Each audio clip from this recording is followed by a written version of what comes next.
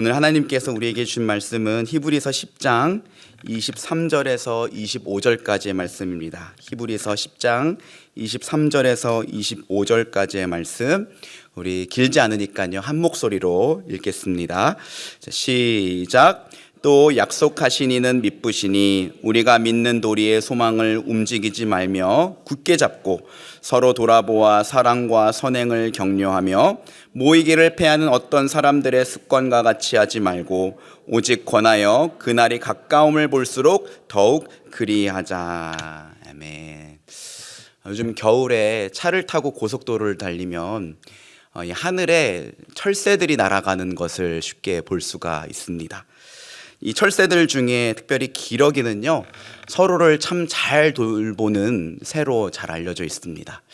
기러기는 사실 그렇게 강한 새는 아닙니다. 날개도 약하고요. 그런데 기러기는 철새 중에 가장 먼 거리를 비행하는 새라고 해요. 어떻게 이것이 가능할까? 그 비결은 이 기러기가 날아갈 때 이루는 이 대형에 숨어 있다고 합니다. 사진을 한번 좀 보여주시겠어요? 이렇게 V자 대형을 이뤄서 날아간다는 거죠. 정말 우리가 이렇게 차를 타고 가다 보면 철새 날아가는데 대부분 이렇게 V자 대형을 이뤄서 날아가더라고요. 근데 이렇게 V자 대형을 이뤄서 날아가면 저기 앞에 있는 맨 선두에 선 기러기가 공기의 저항을 다 막아주기 때문에 뒤에 날아오는 기러기들은 굉장히 쉽게 날아갈 수가 있다고 합니다. 그렇다고 해서 뒤에 나는 기러기들은 아무것도 안 하는 건 아닙니다. 일부러 막 헉헉헉 이런 소리를 내면서 앞에 선 기러기를 응원해 준다고 합니다. 그리고 선두에 선 기러기가 너무 지치면 뒤에 있던 기러기가 이렇게 자리를 바꿔준대요. 놀랍지 않습니까? 조류학자들의 연구에 따르면 이렇게 V자 대형을 이뤄서 날아가면 혼자 날아갈 때보다 무려 71%의 거리를 더 날아갈 수 있다고 합니다. 옛말이 틀린 게 하나도 없습니다. 빨리 가라면 혼자 가고 멀리 가려면 같이 가라, 여럿이 가라, 이런 말이 있지 않습니까? 또 이 기러기 무리 중에 한 마리가 다치거나 병이 들어서 뒤처지면 한두 마리가 같이 남아서 이 아픈 기러기를 돌봐주고 회복하면 다시 함께 날아간다고 합니다. 여러분 놀랍지 않습니까? 한낱 미물에 불과한 새가 어떻게 이렇게 따뜻한 공동체를 이루어서 서로 협력하고 돌보면서 살아갈까? 그런데 오늘 이 자리에 있는 저와 여러분도 서로를 돌보고 격려하는 한 공동체로 부름받은 줄 믿습니다. 오늘 저는 본문 말씀을 통해 우리 안에 있는 이 공동체 신앙에 대해서 좀 살펴보고 하나님의 뜻과 마음을 나누려고 합니다. 여러분, 저와 여러분은 이 세상을 살지만 이 세상의 가치가 아니라 하나님의 통치를 받으며 이 세상을 하나님 나라의 가치로 채워가는 하나님의 백성들인 줄 믿습니다. 동시에 저와 여러분은 머리 대신 예수 그리스도의 몸된 교회로 부름받았습니다. 저와 여러분은 머리 대신 예수 그리스도의 몸에 각 지체로 연결되었어요. 우리가 예수를 믿을 때 성령께서 우리 각 사람을 예수와 하나로 연합시키실 뿐만 아니라 저와 여러분을 각 지체로 한 몸으로서 연합시키십니다. 이것은 눈에 보이지 않지만 분명한 사실이고 신비입니다. 하나님께서는 우리를 한 개인으로 부르셨지만 동시에 예수 그리스도의 몸된 공동체로 불러주셨어요. 그래서 저와 여러분은 좋으나 싫으나 이 교회 안에서 서로를 알아가고 교제하고 때로는 참아주고 용납하고 서로 격려하고 힘을 모음으로써 하나가 되어서 하나님을 알아가고 예배하고 섬기게 되었습니다. 이 사실을 종교개혁가 칼빈은 이렇게 말했습니다. 제가 좀 읽어드릴게요. 하나님은 우리를 한 몸처럼 묶으신다. 그리고 이웃을 위해 자신을 쓰도록 하신다. 그 누구도 자신을 위해 주어지지 않았고 공통으로 있는 서로를 위해 주어졌다. 교회는 하나의 살아있는 유기체로서 상호 섬김과 도움의 공동체다. 아멘. 여러분 동의하시죠? 오늘 우리가 읽은 히브리서 말씀도 칼빈의 이 말을 정말 분명하게 지지합니다. 24절에서 25절 말씀 우리 다시 한번 같이 읽어볼까요? 시작.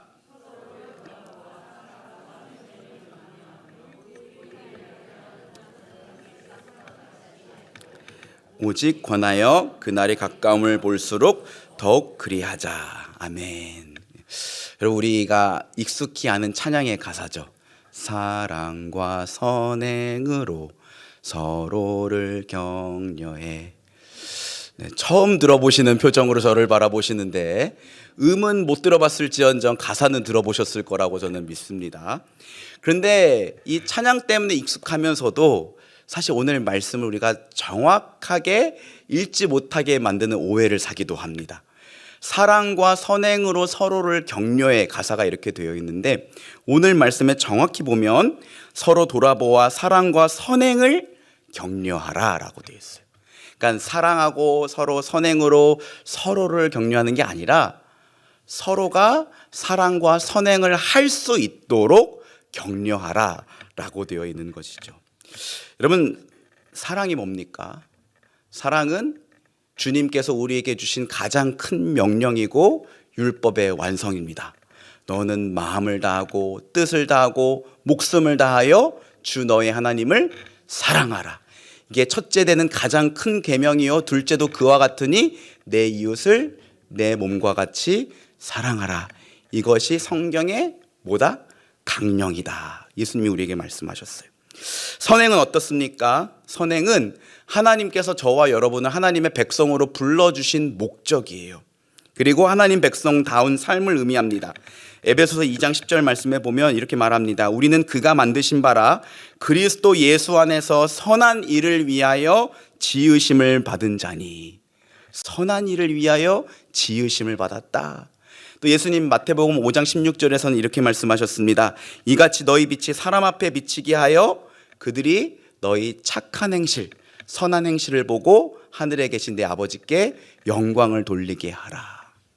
그러니까 24절 말씀은요, 여러분, 그냥 우리 찬양의 가사처럼 우리 서로 사랑하자 그 정도의 의미가 아니라 구원받은 성도가 하나님을 사랑하고 이웃을 사랑하고 하나님 백성다운 모습으로 선한 일을 행함으로써 하나님께 영광을 돌리게 만드는 것, 저는 이것을 성도의 삶이라고 부르고 싶습니다. 성도의 삶을 살아낼 수 있도록 서로 돌아보아 뭐 하라는 거예요? 격려하라는 거예요. 이 말씀을 읽으면서 한 가지 질문이 생겼습니다. 히브리서 10장 24절 말씀은 왜 단도직입적으로 너희는 사랑과 선행을 실천하라 하지 않고 서로 돌아보아 사랑과 선행을 뭐하라? 격려하라 라고 했던 걸까? 그것은 성도의 삶은 개인의 결단과 의지만으로 이루어질 수 있는 게 아니기 때문입니다. 히브리서 기자는 이것을 너무나 잘 알고 있었어요. 여러분, 성도의 삶은 개인의 노력만으로 이루어지는 게 아니에요. 공동체 안에서 서로 돌아보고 격려하는 것을 통해 만들어지는 것입니다.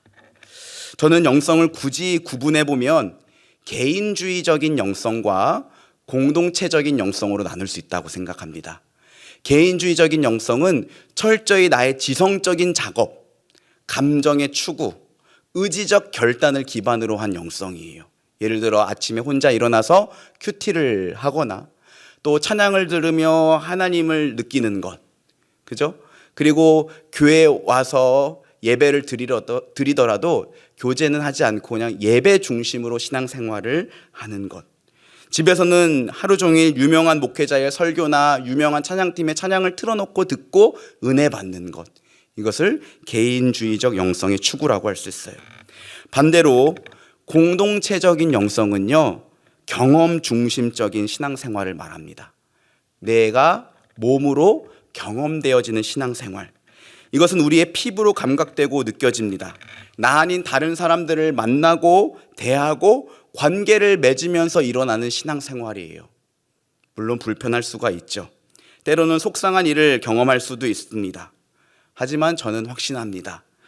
개인의 영성 추구만으로는 결코 신앙의 성장과 영적인 축복들을 다 누릴 수가 없습니다. 왜냐하면 개인의 그 어떤 지성적인 추구도 또는 어떤 감성적인 추구도 육체적인 감각으로 경험되는 것보다 큰 힘을 발휘할 수가 없기 때문이에요. 좀 더 쉽게 말씀드려 볼까요? 여러분이 말씀을 열심히 보고 은혜를 받는 거 굉장히 중요하고 그게 기본입니다. 그러나 그 말씀이 삶에서 다른 누군가의 관계를 통해 경험되어지는 게 없다면 큰 힘을 발휘할 수가 없어요. 동물농장과 1984의 저자로 잘 알려진 조지 오웰이라는 소설가가 있죠. 위건부두로 가는 길이라는 책이 있는데요. 이 책은 영국 북부 지역의 광산에서 일하는 노동자 계급의 처참한 삶을 좀 폭로해달라는 의뢰를 받고 쓴 책입니다. 오웰은 이 앞부분에서 탐사 저널리스트로서 자기가 몸소 경험했던 이 노동자들의 굉장히 궁핍한 삶을 철저하게 묘사해냅니다. 질병과 영양실조, 되풀이되는 실직과 가난으로 쇠약해진 육체적 심리적인 노동자들의 모습을 그려내요.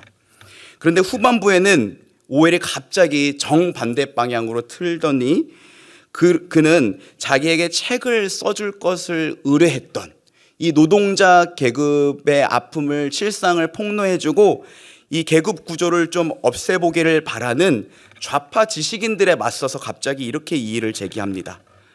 과연 당신들은 정말 계급 구조를 내던져버릴 의향이 있는가? 그리고 말을 잇습니다. 서양에서 계급 차별이 없어지지 않는 진짜 비밀은 대개 입 밖으로 내지 않는 소름 끼치는 네 마디 말로 요약될 수 있다. The lower classes smell. 뭡니까? 하층 계급은 냄새가 난다는 거예요. 이게 무슨 말이냐? 오웰이 말하는 거는요, 계급 차별이 있어야 된다는 말이 아니라 이 계급 차별이 정말로 없어지지 않는 이유는 사람들이 이 문제에 대해서 지적으로 생각하지 않기 때문이 아니라 그들이 그 코로 느껴지는 그 후각적인 고통을 감당할 수 없기 때문이라는 거예요. 육체적인 혐오감을 극복할 수 없다는 거죠. 그래서 여러분 영화 기생충에도 보면 그 부자로 나왔던 이선균 씨가 송강호 씨한테 자꾸 하는 말이 있어요. 뭡니까? 이게 무슨 냄새야? 냄새가 나네. 나중에 그 때문에 큰 비극을 맞았지 않습니까? 여러분 이것을 통해 알 수 있는 사실이 뭐예요? 우리 어떤 지성적, 감성적인 작업보다도 육체적 경험만큼 사람 행동에 강력한 힘을 제공해 주는 건 없다는 거예요. 그래서 여러분 영원하신 하나님이 저와 여러분을 위해서 우리와 같은 육신을 입고 이 땅에 찾아오셨어요.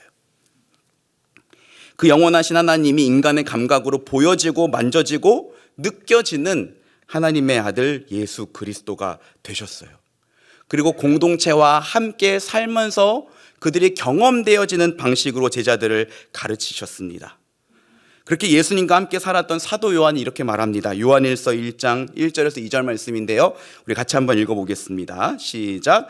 태초부터 있는 생명의 말씀에 관하여는 우리가 들은 바요 눈으로 본 바요 자세히 보고 우리의 손으로 만진 바라. 이 생명이 나타내신 바 된지라. 이 영원한 생명을 우리가 보았고 증언하여 너희에게 전하노니 이는 아버지와 함께 계시다가 우리에게 나타내신 바 된 이시니라. 아멘. 요한이 뭐라고 말합니까? 예수님에 대해서 태초부터 계신 생명의 말씀이에요. 이거는 요한이 어릴 때부터 구약 성경을 읽으면서 배워왔던 거였어요. 그런데 어느 날 이 생명의 말씀이 우리와 똑같은 육신을 입고 자기를 찾아오는 거예요. 그리고 그와 함께 살면서 요한은 그 예수님, 태초부터 계신 생명의 말씀 되신 예수님을 눈으로 보았고 또 그를 만지고 느끼고 경험했어요. 여러분 사도 요한의 증거가 힘이 있는 이유가 무엇입니까? 그가 몸으로 경험한 예수 그리스도를 증거했기 때문이에요. 사랑하는 여러분, 개인적으로 말씀을 보고 기도하고 찬양하는 거 이건 기본입니다. 그런데 꼭 거기에 더해서 우리가 잊지 말아야 될 것은 사랑과 선행을 하는 성도의 삶은 절대로 공동체를 떠나서 이루어질 수 없다는 거예요. 이것을 우리가 중요하게 생각했으면 좋겠습니다. 한 성도의 삶은 무엇을 통해 완성된다고요? 공동체의 삶을 통해 완성돼요. 그래서 스위스의 의사이자 기독교 심리학자 폴 트루니에는 이렇게 말했습니다. 혼자서 할 수 없는 두 가지가 있다. 하나는 결혼하는 것이고 다른 하나는 그리스도인이 되는 것이다.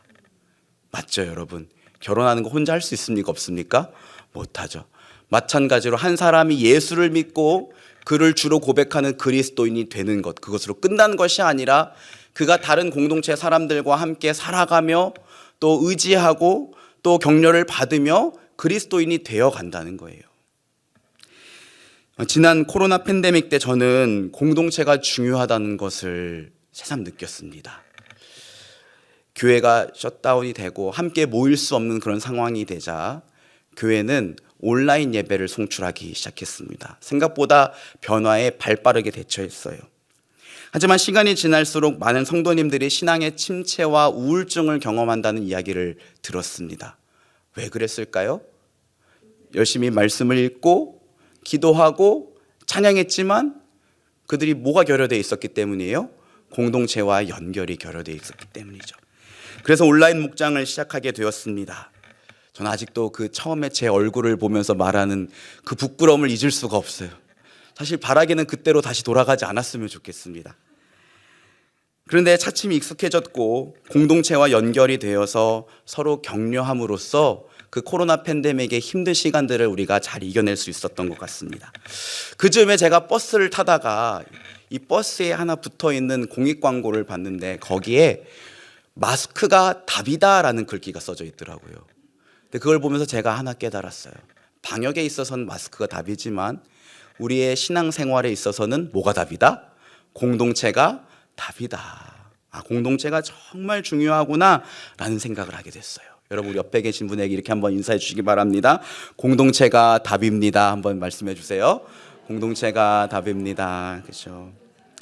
제가 목회자로서 많이 고민하면서 한 가지 깨닫게 된 게 있습니다. 여러분 목회자가 성도님들에게 줄 수 있는 가장 좋은 선물이 뭔지 아십니까? 물론 말씀을 잘 전하는 거 있겠죠. 따뜻하게 기도해 주는 거 있겠죠. 근데 그것보다 더 큰 범위가 있는데 그거 뭐냐면 좋은 공동체를 만들어 주는 거예요. 그리고 이 일은 목회자 개인의 책임이 아니라 우리 모든 성도가 함께 마음 모아야 될 일인 줄 믿습니다. 특별히 저는 우리 사랑하는 남서은혜교회가 우리 교회 안에 많은 부서와 목장과 위원회 이런 크고 작은 여러 공동체가 오늘 말씀처럼 서로 돌아보아 사랑과 선행을 격려하는 공동체가 되기를 소망합니다. 여러분 목회자가 무슨 말을 들을 때 제일 슬픈지 아십니까? 교회의 사역과 프로그램이 좀 체계가 없는 것 같아요. 그거 별로 큰 타격이 되지는 않습니다. 예전 저희 청년 형제가 우리 교회 어떻게 등록하게 되니 제가 물어봤더니 이렇게 대답하더라고요. 남서은혜교회는 다른 대형 교회들처럼 지나치게 체계적이지 않아서 좋대요. 뭔가 투박하고 인간미가 느껴진대요. 여러분 물론 사역과 프로그램들을 체계적으로 세워가도록 우리가 힘써야겠죠. 그러나 교회는 그것이 목적이 아닙니다. 반대로 목회자인 제가 가장 마음이 아플 때는 우리 교회에 사랑이 없는 것 같아요 라는 말을 들을 때예요. 얼마 전에 한 성도님을 신방하는데 공동체에 실망해서 공동체 활동을 왜 해야 되는지 모르겠다 하더라고요. 그 말을 듣는데 제가 뭐라고 답을 해야 될지 몰랐습니다. 마음이 정말 많이 아팠습니다. 물론 여러분 우리 남서은혜교회 정말 좋은 교회입니다. 한국교회가 칭찬하는 교회고 저 목회자로서도 정말 우리 교회 진짜 좋은 교회다라고 다른 많은 사람들에게 자랑하고 다닙니다.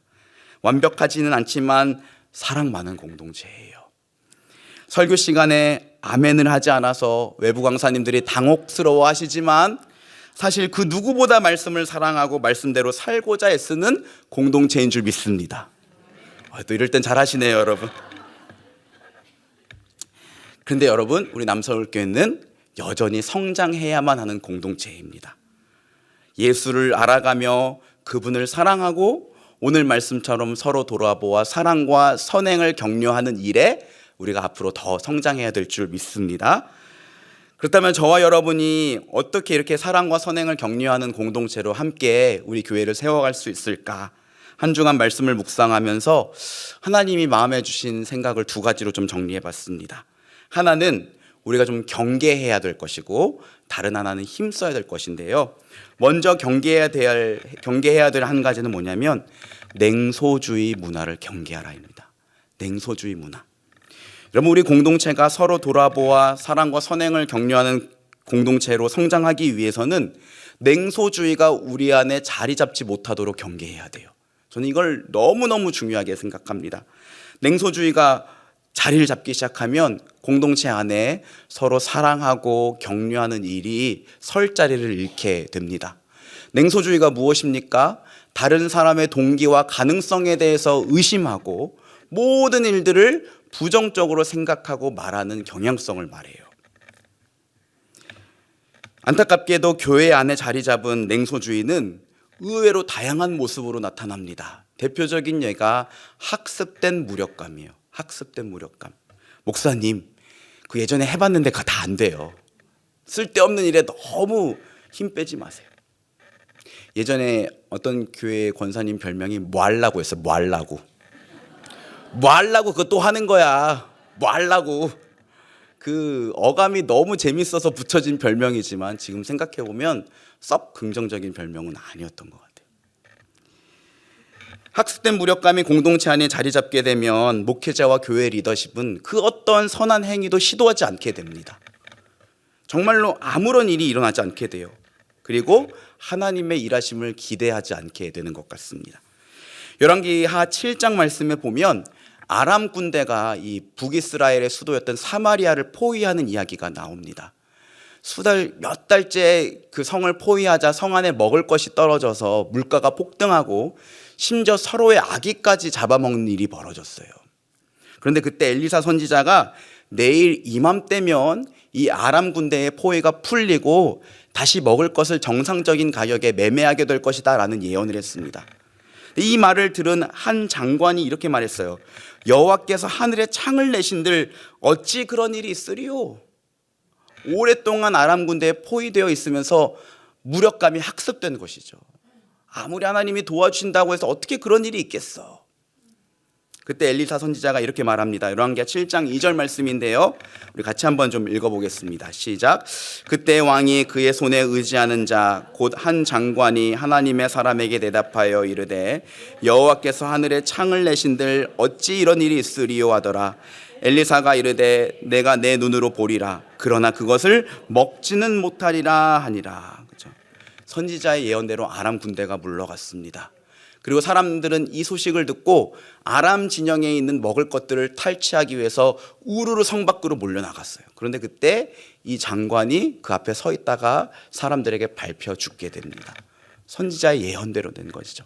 하나님의 일하심을 기대하지 않는 냉소주의가 불러온 결과입니다. 냉소주의의 또 다른 모습은 다른 사람에 대한 부정적인 평가로 나타납니다.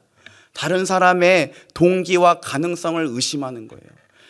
그 집사는 맨날 일할 때마다 고집 부려서 안 돼. 그 사람은 진짜 소통을 할 줄을 몰라. 물론 맞는 부분일 수도 있죠. 그러나 어떤 사람에 대한 부정적인 평가를 계속하다 보면 어느 누구도 더 이상 나서지 않게 됩니다. 왜요? 나도 나섰다가 괜히 똑같이 욕을 먹을까 봐. 여러분, 흔히들 사람은 안 변한다고 하지 않습니까? 사람은 진짜 잘 안 변하는 것 같아요. 저도 그렇습니다. 그런데 저는 그럼에도 불구하고 사람은 변할 수 있다고 믿어요.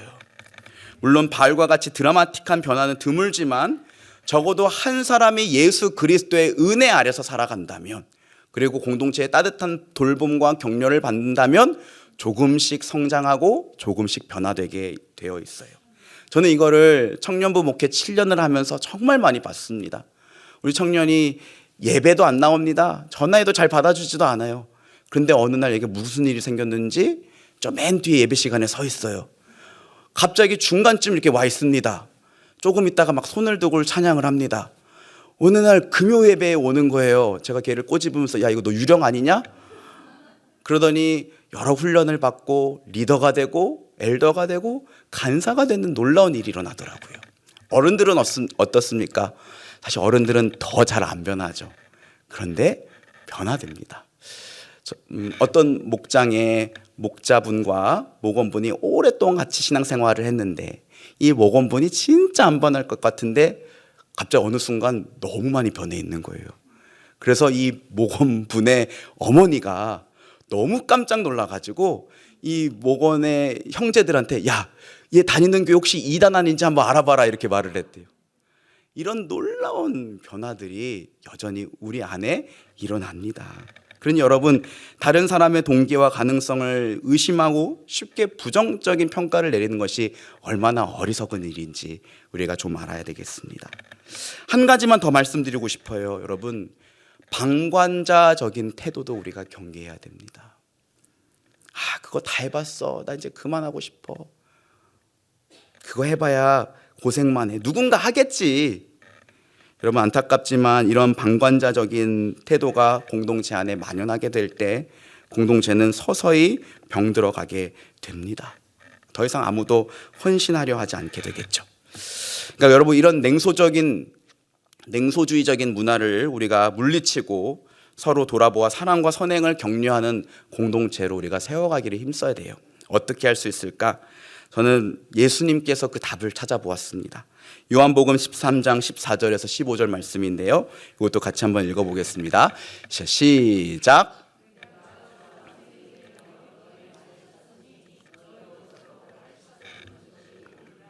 내가 너희에게 행한 것 같이 너희도 행하게 하려 하여 본을 보였느니라. 그렇죠? 여러분, 예수님의 제자들이 어떤 사람들입니까? 서로 크다고 자랑하고 우기고 싸우는 되게 유치한 사람들이었잖아요. 근데 그들 앞에서 예수님이 허리에 수건을 두르고 몸을 굽히셔서 더러운 제자들의 발을 씻겨주셨어요. 그런 다음에 하신 말씀이 뭡니까? 너희도 내가 행한 것 같이 하게 하려 하여 본을 보였다. 여러분, 서로 돌아보아 사랑과 선행을 격려하는 가장 좋은 방법은 사실 본을 보이는 거예요. 바울이 그 문제 만났던 고린도 교회 공동체를 향해 뭐라 그랬습니까? 너희는 내가 너희에게 권하노니 너희는 나를 본받는 자가 되라. 중직자들이, 신앙의 선배들이 먼저 나서서 사랑과 선행의 본을 보여야 될 줄 믿습니다. 저는 가장 좋은 양육 교재는 선배들의 모습이라고 생각해요. 어떤 사람이 처음으로 목자가 됐다고 한번 생각해 보시기 바랍니다. 뭘 어떻게 해야 될지 아무것도 모르잖아요. 제일 먼저 누구의 모습을 떠올릴까요? 물론 예수님의 모습이죠. 맞아요. 거기까지 단번에 가면 좋겠지만 막막하면 그게 잘 안 되니까 나를 섬겨줬던 목자의 모습이 떠오르더라고요. 그리고 그 목자의 모습을 똑같이 따라하게 되는 것 같습니다. 저는 전도사가 되고 나서 사역지를 경할 때 다른 거 안 보고 유초등부 전도사가 돼야겠다, 이거 하나 보고 사역지를 선택을 했는데, 그렇게 된 이유가 있습니다. 제가 초등학교 6학년 때 되게 까불까불거리고 말을 안 듣는 어린이였어요. 어느 날 자전거를 좀 네가 까불어봤자 얼마나 까불어겠어 하는 표정으로 보시네요. 되게 말을 안 들었는데 자전거를 제가 좀 탔더니 나름의 이렇게 알통이 생긴 거 되게 자랑스러웠나 봐요. 그래서 예배 시간에 이렇게 말씀 전하시는 전도사님은 안 쳐다보고 이렇게 고개를 숙이고 계속 제 다리만 쳐다보고 있었거든요. 근데 이 남자 선생님이에요. 건장한 남자 선생님이 그 옛날 장의자 있잖아요. 이 사이 얼마나 좁습니까? 근데 그 사이를 이렇게 비집고 내려가갖고 제 다리를 만져주면서 와, 영광이 알통 봐라 이렇게 말해주는 거예요. 그 모습 보고 제가 감동을 받아서 그때부터 전도사님의 말씀을 열심히 듣기 시작했어요. 죄송하지만 사실 그 선생님의 얼굴도 많이 희미해졌고 이제는 이름도 가물가물해요. 그러나 그때 그 선생님이 저에게 보여주셨던 그 모습이 늘 잊혀지지가 않아요. 그래서 초등부, 유초등부 아이들을 내가 가르쳐야겠다 마음을 먹었고, 제가 유초등부 7년 동안 했었던 나름 유초등부 전문 사역자였습니다. 주일이면 막 뭘 쓰고 얘들아 이렇게 하고 아이들이랑 같이 뭐 먹고 놀아주고 열심히 했던 것 같아요. 지금 하라고는 하지 마세요. 지금은 이제 못할 것 같습니다. 그러나 그 선생님의 모습이 늘 저에게 본이 되었던 것만큼은 분명합니다. 여러분, 교회 개혁 차원에서 초대교회로 돌아가자라는 구호들 자주 듣지 않습니까? 근데 오늘 우리 본문 읽은 이 히브리서가 기록될 당시에 초대교회의 상황이 제가 아까 말씀드렸던 이 냉소주의가 싹트기 아주 좋은 상황이었어요. 로마의 박해 속에 많은 성도들이 사회적 지위를 박탈당하거나 재산을 몰수당했습니다. 콜로세움 경기장에서 십자가형을 당하거나 화형을 당하거나 굶주린 맹수에게 던져지기도 했어요. 그 상황 가운데 성도들은 냉소주의에 빠지기 시작했습니다. 믿어봤자 소용이 없네. 예수님 오신다면 도대체 언제 오시는 거야? 말씀대로 살면 오히려 더 손해보고 죽게 되는데, 야, 일단 살고 봐야지. 우리 모이는 건 일단 자제하자.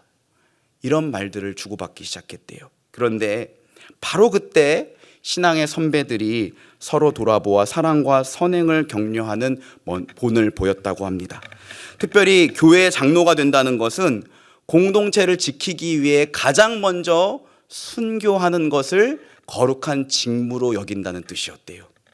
그래서 많은 사료들 속에 장로들이 가장 먼저 순교 자리에 들어갔다는 기록들이 남아 있습니다. 안디옥 교회 장로 이그나티우스, 카르타고 교회 장로 키프리안, 그리고 서모나 교회 장로 폴리캅까지 모두 사랑과 선행의 본을 보였을 뿐만 아니라 심지어 순교의 자리까지 공동체를 위해 먼저 들어간 믿음의 사람들이었습니다. 그리고 그들의 모습을 보며 공동체가 힘을 내기 시작했대요. 여러분, 박해의 이 두려움 가운데에 마음의 믿음을 흔들리지 않게 잡아주는 것이 무엇인지 아십니까? 교리 공부요? 이거는 사실 되게 중요하지만 막 박해 현장 상황에서 교리 공부할 여유가 어디 있어요? 그럴 때 사랑과 선행을 보여주는 본이 성도에게 용기와 자신감을 심어줘요. 야, 저 사람 저렇게 하니까 되네. 아, 목자님이 저렇게 기도하고 이렇게 말한 대로 하니까 진짜 되네. 그래, 한번 해보자. 이런 용기를 얻게 되는 것입니다. 사랑하는 성도 여러분, 오늘 본문 말씀은 우리를 향하여 강력하게 권면합니다. 서로 돌아보아 사랑과 선행을 격려하며 모이기를 패하는 어떤 사람들의 습관과 같이 하지 말고 오직 권하여 그날이 가까움을 볼수록 더욱 그리하자. 여러분, 우리가 왜 이렇게까지 해야 됩니까? 예수님이 친히 본을 보여주셨잖아요. 온 우주보다 크신, 온 우주의 왕이신 그 하나님께서 저와 똑같은 육신을 입고 이 땅 가운데 낮아지셔서 제자들의 발을 씻기심으로 섬김의 본을 보여주셨고, 그 죄 없으신 거룩하신 하나님의 아들이 죄인된 저와 여러분이 마땅히 죽었어야 할 그 십자가에 대신 죽으심으로 사랑의 본을 보여주셨습니다. 그렇기에 저와 여러분이 마땅히 사랑과 선행의 본을 보이기를 힘써야 될 줄 믿습니다. 말씀을 맺겠습니다. 우리는 그 어느 때보다도 힘들고 어려운 시대를 살아갑니다. 전쟁이 끊이지를 않고요.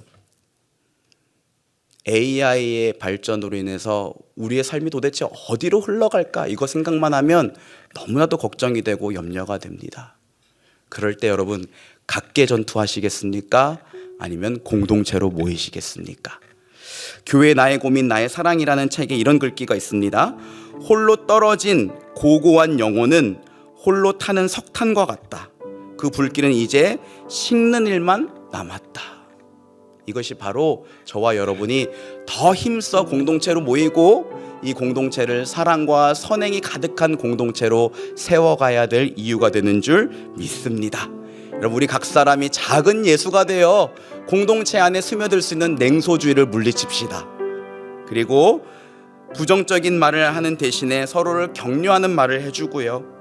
공동체 안에 사랑과 섬김의 모습이 더욱더 풍성해지기를 바라며 누군가 하겠지가 아니라 내가 먼저 사랑과 섬김의 본을 보이기를 결단하는, 그렇게 함으로써 주님 기뻐하시는 공동체를 세워가는 우리 모두가 되기를 주님의 이름으로 축원합니다.